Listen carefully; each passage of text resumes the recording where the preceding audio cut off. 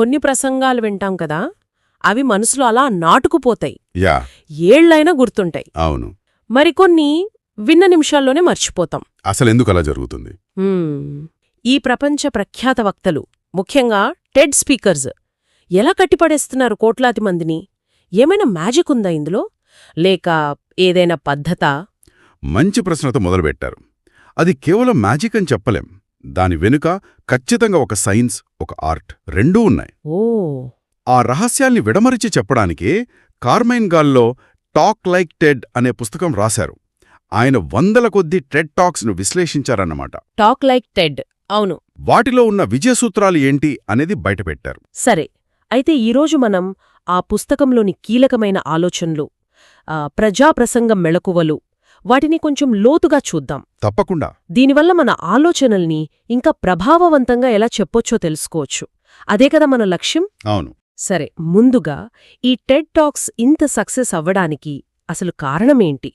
ఎందుకంత క్లుప్తంగా, స్పష్టంగా, ఇంకా భావోద్వేగభరితంగా ఉంటాయవి?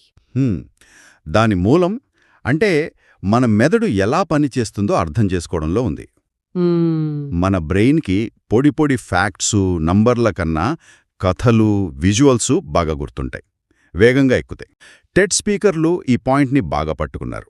అందుకే వాళ్ల ప్రసంగాలు అంత ఎఫెక్టివ్గా ఉంటాయి. గాల్లో గారు సుమారు 500 పైగా టెడ్ టాక్స్ను అనలైజ్ చేశారు. అవును, చేసి అందులో కామన్గా కనిపించే కొన్ని పద్ధతుల్ని గుర్తించారు. మరి అందులో ఆయన గమనించిన ముఖ్యమైన విషయం ఏంటి? ఏదైనా కొంచెం ఆశ్చర్యం కలిగించేదుందా? ఒకటి చాలా ముఖ్యమైనది సైమన్ సినెక్ చెప్పిన ఐడియా. అదేంటంటే సైమన్ సినెక్ వై గురించి చెప్పిన ఆయన గదా.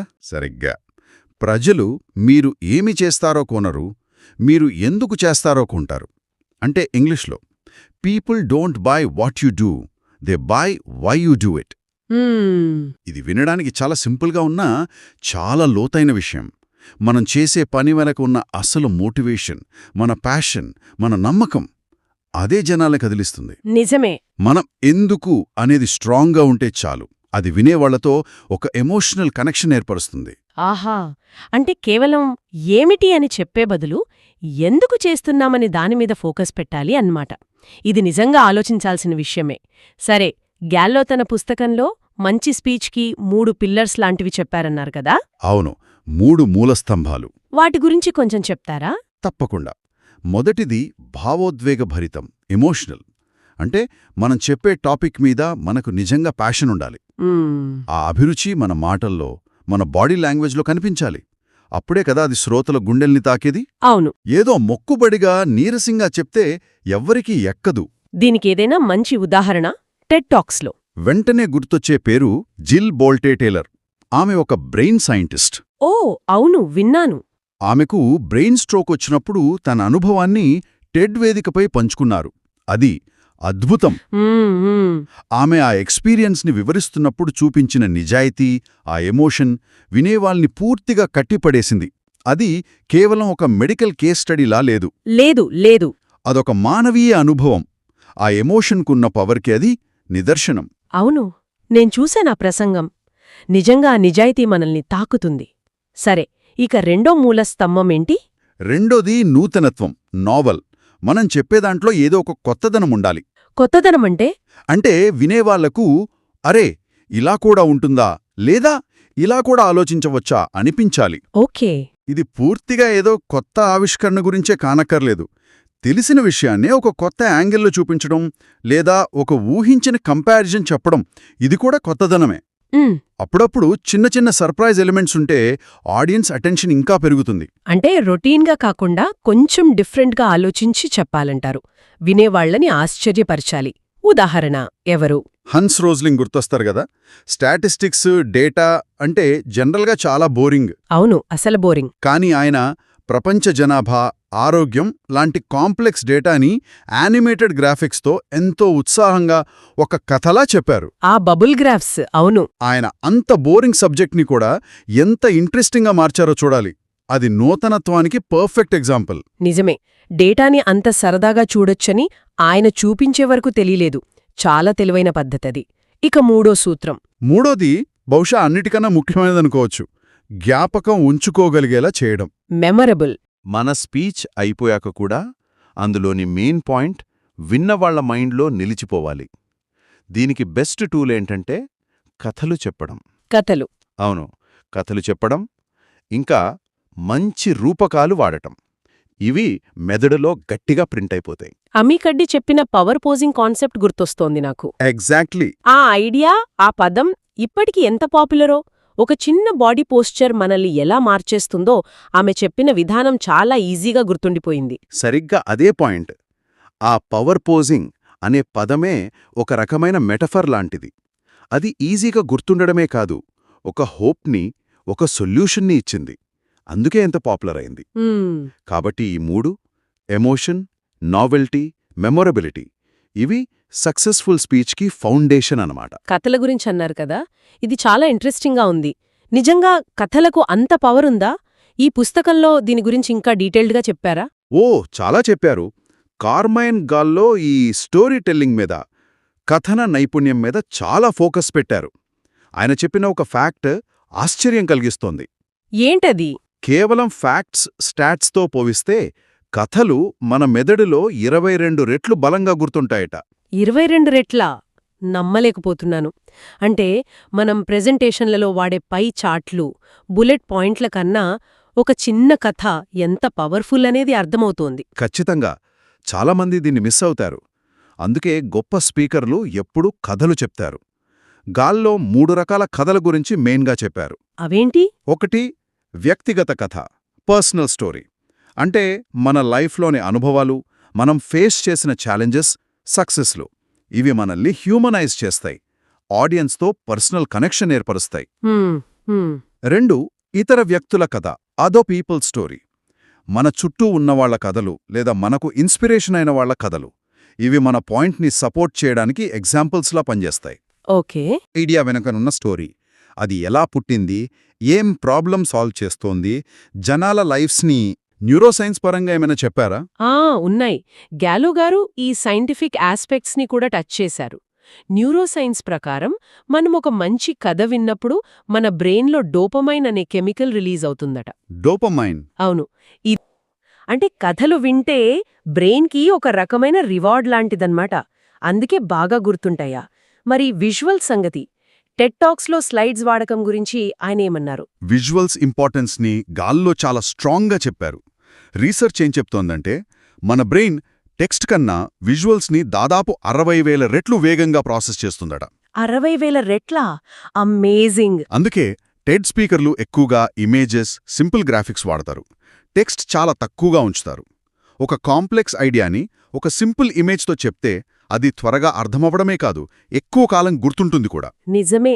ఒక చిత్రం 1000 పదాలతో సమానమంటారు కదా, అది ఇందుకే కావోలు. మరి రూపకాలు, మెటఫార్స్ గురించి కూడా అన్నారు కదా, అవి బ్రెయిన్పై ఎలా పనిచేస్తాయి? రూపకాలు కూడా చాలా పవర్ఫుల్. అవి మన బ్రెయిన్లో ఆల్రెడీ ఉన్న కాన్సెప్ట్స్కి, కొత్త కాన్సెప్ట్స్కి మధ్య ఒక బ్రిడ్జ్లా పనిచేస్తాయి. ఒక తెలియని విషయాన్ని మనకు బాగా తెలిసిన దానితో పోల్చి చెప్పినప్పుడు, ఉదాహరణకి సమయమే డబ్బు లాంటిది, ఆ కొత్త విషయం మన బ్రెయిన్లో ఈజీగా రిజిస్టర్ అవుతుంది. అది మెమరీలో ఒక డీప్ యాంకర్లా పనిచేస్తుందన్నమాట. ఆహా. అంటే మంచి స్పీకర్ అవ్వాలంటే కేవలం బాగా మాట్లాడటం వస్తే సరిపోదు. మన బ్రెయిన్ ఇన్ఫర్మేషన్ని ఎలా తీసుకుంటుంది, ఎలా గుర్తుంచుకుంటుంది అనేది కూడా అర్థం చేసుకోవాలన్నమాట. ఇది చాలా ఇంట్రెస్టింగ్ పాయింట్. అవును. ఈ సైంటిఫిక్ ప్రిన్సిపల్స్ని మనం కాన్షియస్గా వాడుకుంటే మన స్పీచ్ ఇంపాక్ట్ చాలా పెరుగుతుంది. టెడ్ టాక్స్ డ్యూరేషన్ ఎప్పుడూ 18 నిమిషాలే ఉంటుంది కదా. ఈ 18 నిమిషాల రూల్ వెనుక ఏదైనా స్పెషల్ రీజన్ ఉందా? ఎందుకు ఎక్కువో తక్కువో కాదు? దానికి చాలా స్ట్రాంగ్ రీజన్స్ ఉన్నాయి. ఒకటి, రీసెర్చ్ ప్రకారం యావరేజ్ పర్సన్ అటెన్షన్ స్పాన్, అంటే ఏకాగ్రత, ఒక టాపిక్ మీద సుమారు 10 నుంచి 18 నిమిషాల వరకే పీక్లో ఉంటుందట. ఓ, ఓకే. ఆ తర్వాత బ్రెయిన్ కొంచెం టైర్డ్ అవ్వడం, డిస్ట్రాక్ట్ అవ్వడం మొదలవుతుంది. కాబట్టి 18 నిమిషాలనేది ఆడియన్స్ని పూర్తిగా ఎంగేజ్డ్గా ఉంచడానికి ఐడియల్ టైం. అంటే ఇది ఆడియన్స్ బ్రెయిన్ ఫంక్షనింగ్ని బట్టి తీసుకున్న నిర్ణయం. మరి రెండో కారణం, ఇది స్పీకర్ కూడా హెల్ప్ చేస్తుంది. వాళ్ల ఐడియాస్ అన్నింటినీ కేవలం 18 నిమిషాల్లో చెప్పాలంటే స్పీకర్ చాలా డిసిప్లిన్డ్గా ఉండాలి. నిజమే. అనవసరమైన డీటెయిల్స్ అన్నీ తీసేసి కేవలం మోస్ట్ ఇంపార్టెంట్, క్రిటికల్ పాయింట్స్ మీదే ఫోకస్ చేయాలి. ఇది వాళ్ళ స్పీచ్ని ఇంకా షార్ప్గా, క్లియర్గా, ఇంపాక్ట్ఫుల్గా మారుస్తుంది. దీన్నే క్రియేటివ్ కన్స్టెంట్ అంటారు కదా. ఆ, లిమిట్ పెట్టడం వల్ల క్రియేటివిటీ పెరుగుతుంది. కరెక్టే. తక్కువ టైంలో సూటిగా చెప్పడం ఒక ఆర్ట్. దానికి చాలా ప్రాక్టీస్ కావాలి కదా. ఎంత ప్రాక్టీస్ చేస్తారు గొప్ప స్పీకర్లు? గాల్లో చెప్పిన విషయం వింటే షాక్ అవుతారు. కొందరు టాప్ 10 స్పీకర్లు వాళ్ల 18 నిమిషాల స్పీచ్ని స్టేజ్ మీదకి వెళ్లే ముందు ఏకంగా 200 సార్లు ప్రాక్టీస్ చేస్తారట.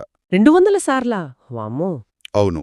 స్టీవ్ జాబ్స్ లాంటి వాళ్లు కూడా వాళ్ల ఫేమస్ ప్రెజెంటేషన్స్ కోసం రోజుల తరబడి రిహార్సల్ చేసేవారు. ప్రాక్టీస్ చేయడం వల్ల కంటెంట్ మన బ్లడ్లో కలిసిపోతుంది. అప్పుడు స్టేజ్ మీదకు వెళ్ళినప్పుడు భయం పోయి చాలా కాన్ఫిడెంట్గా, న్యాచురల్గా మాట్లాడగలుగుతాం. అది బట్టి పట్టినట్టు కాకుండా మనసులోంచి వస్తున్నట్టు అనిపిస్తుంది. అంటే ఆ న్యాచురల్నెస్ వెనుక ఇంత ప్లాన్డ్ ప్రాక్టీస్ ఉందన్నమాట. మనం ఈజీగా తీసుకుంటాం కానీ ఒక గొప్ప స్పీచ్ వెనుక ఎంత హార్డ్ వర్క్ ఉంటుందో. సరే, మనం టాక్ లైక్ టెడ్ నుంచి చాలా కీలకమైన విషయాలు మాట్లాడుకున్నాం. ఒక్కసారి మెయిన్ పాయింట్స్, కీ టేక్అవేస్ని క్విక్గా రీక్యాప్ చేద్దామా? ఓకే, చేద్దాం. ఈ డిస్కషన్ నుంచి మనం నేర్చుకోవాల్సిన ముఖ్య పాఠాలు. చెప్పండి. 1. భావోద్వేగంతో కనెక్ట్ అవ్వాలి. Connect emotionally. మీ ప్యాషన్ చూపించండి, ఆడియన్స్ హార్ట్ని టచ్ చేయండి. రైట్. 2. కొత్తదనాన్ని అందించాలి. Teach something new. వాళ్ళకి తెలియని యాంగిల్ చూపించండి, సర్ప్రైజ్ చేయండి. 3. గుర్తుండిపోయేలా చేయాలి. Make it memorable. Stories, metaphors వాడండి. స్టాట్స్ కన్నా స్టోరీస్కే పవర్ ఎక్కువ. ఓకే. 4. శక్తివంతంగా అందించాలి. Delivered dynamically. మీ బాడీ లాంగ్వేజ్, వాయిస్, ఎనర్జీ మీ మాటలకే బలమివ్వాలి. అవును. 5. దృశ్యాలను వాడండి. Use visuals. ఒక ఇమేజ్ 1000 మాటల కన్నా ఎక్కువ ఇంపాక్ట్ ఇస్తుంది. కరెక్ట్. 6. సంక్షిప్తంగా ఉండండి. Be concise. ఆ 18 నిమిషాల రూల్ని గౌరవించండి. తక్కువలో ఎక్కువ చెప్పడం నేర్చుకోండి. చివరిగా 7. సాధన, సాధన, సాధన. Practice relentlessly. గ్రేట్ స్పీచెస్ యాక్సిడెంటల్గా రావు, అవి హార్డ్ వర్క్ ఫలితమే. అద్భుతంగా చెప్పారు. ఈ ప్రిన్సిపల్స్ పాటిస్తే ఎవరైనా సరే తమ ఐడియాలను చాలా స్ట్రాంగ్గా, ఎఫెక్టివ్గా షేర్ చేసుకోగలరనిపిస్తుంది. నిస్సందేహంగా, అందులో డౌటే లేదు. ముగించే ముందు నాకు ఆలోచనొస్తోంది. ఈ పుస్తకంలోని సూత్రాలు, ఈ టెక్నిక్స్ ఇవన్నీ కేవలం పెద్ద పెద్ద స్టేజీల మీద, వేల మంది ముందు స్పీచ్లివ్వడానికేనా, లేక మన డైలీ లైఫ్లో కూడా వాడుకోవచ్చా? అంటే ఆఫీస్ మీటింగ్స్లో, ఫ్రెండ్స్తో మాట్లాడేటప్పుడు, ఇంట్లో పిల్లలకేదైనా చెప్పేటప్పుడు అక్కడ కూడా ఇవి హెల్ప్ అవుతాయా? ఇది చాలా చాలా ఇంపార్టెంట్ క్వశ్చన్ అడిగారు. నా ఆన్సర్ ఏంటంటే ఖచ్చితంగా ఉపయోగించుకోవచ్చు. ఇంకా చెప్పాలంటే ఉపయోగించుకోవాలి కూడా. అలాగా? ఇవి కేవలం పబ్లిక్ స్పీకింగ్ టెక్నిక్స్ కాదు, ఇవి ఎఫెక్టివ్ కమ్యూనికేషన్ ప్రిన్సిపల్స్. ఓ. మనం ఒక ప్రాజెక్ట్ ఐడియాని మన టీంకి చెప్పాలన్నా, ఒక కాంప్లికేటెడ్ ఇష్యూని మన ఫ్యామిలీ మెంబర్స్కి అర్థమయ్యేలా చెప్పాలన్నా, మన ఫీలింగ్స్ని ఫ్రెండ్స్తో షేర్ చేసుకోవాలన్నా, ఈ ప్రిన్సిపల్స్ అన్ని పనిచేస్తాయి. నిజమే కదా. కథ చెప్పడం, ఎమోషన్ చూపించడం, క్లియర్గా మాట్లాడటం, అవతలి వాళ్ల పాయింట్ ఆఫ్ వ్యూ అర్థం చేసుకోవడం, ఇవన్నీ మన పర్సనల్, ప్రొఫెషనల్ రిలేషన్షిప్స్ని ఇంప్రూవ్ చేస్తాయి. అంటే ఈ టాక్ లైక్ టెడ్ అనేది మనందరిలో ఉండే కమ్యూనికేటర్ని బెటర్ చేసుకోవడానికి ఒక టూల్ కిట్ లాంటిదన్నమాట. సరిగ్గా చెప్పారు. ఈ స్కిల్స్ నేర్చుకుంటే మన మాటలకు, మన ఆలోచనలకు బలం వస్తుంది. మనం చెప్పాలనుకున్నది అవతలి వాళ్లకి ఇంకా క్లియర్గా, స్ట్రాంగ్గా చేరుతుంది. బహుశా మనమందరం మన రోజువారీ సంభాషణల్లో ఈ సూత్రాలను ఎలా వాడుకోవచ్చో ఒకసారి ఆలోచించాలి. ఖచ్చితంగా.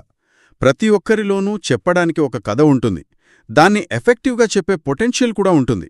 దాన్ని గుర్తించి కొంచెం పాలిష్ చేసుకోవడమే మనం చేయాల్సింది. ఇలాంటి లోతైన విశ్లేషణలు, ప్రపంచ ప్రఖ్యాత పుస్తకాలలోని కీలక ఆలోచనలను తెలుగులో తెలుసుకోవడానికి అన్లాక్ థాట్ను ఫాలో అవుతూ ఉండండి. మళ్ళీ కలుద్దాం.